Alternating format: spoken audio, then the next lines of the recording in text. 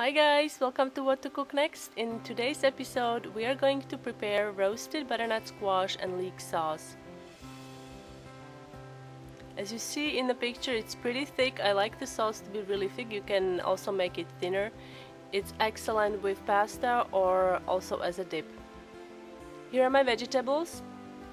I'm gonna be using leeks. We only need white portion, so you can save the green portion for something else. And then you want to wash it really well and then cut it into smaller pieces.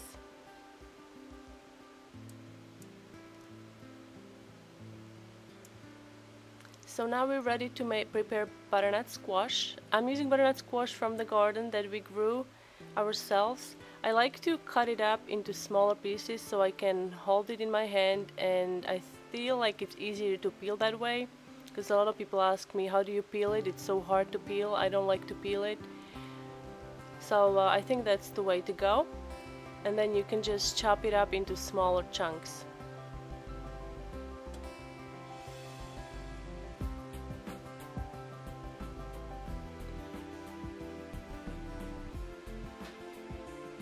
Now we're gonna prepare marinade. I'm gonna be using olive oil, salt, rosemary, fresh pepper, and lots of diced garlic.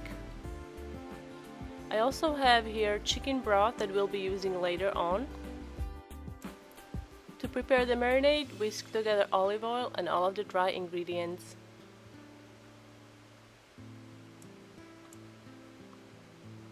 Right now you have to coat the vegetables with the marinade. Dig in. And here's my old baking sheet. I'm gonna be using this old baking sheet because we are gonna be roasting this at 400 degrees in Fahrenheit, so I don't want to use my new one so it doesn't warp. Line it with aluminum foil and then layer it one layer on a baking sheet.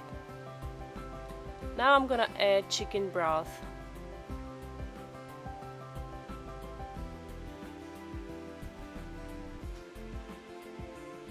Once the vegetables are done, they're gonna be really soft. You have to process it in a food processor. If you don't have food processor, you can also try using a blender. You may have to add additional liquid though, so be ready to have some chicken broth on hand if you are using a blender. Alright, once smooth, or if you like it a little chunky, you can leave little chunks in there. We're going to cook this on a stove for about 10 to 15 minutes. I'm adding sour cream and also a little bit of parmesan cheese. You could add more cheese if you'd like to. I like the sauce to be really thick. If you like it thinner, you can add additional chicken broth to thin it down. Season it with salt and pepper as needed. Now I think we are done, so I'm just gonna let it cool and then I'm gonna put it in a container and have it in a fridge. I like to eat it as a dip, or you can also use it with your favorite pasta. In my next video I'm gonna show you how to make broccoli spatzel.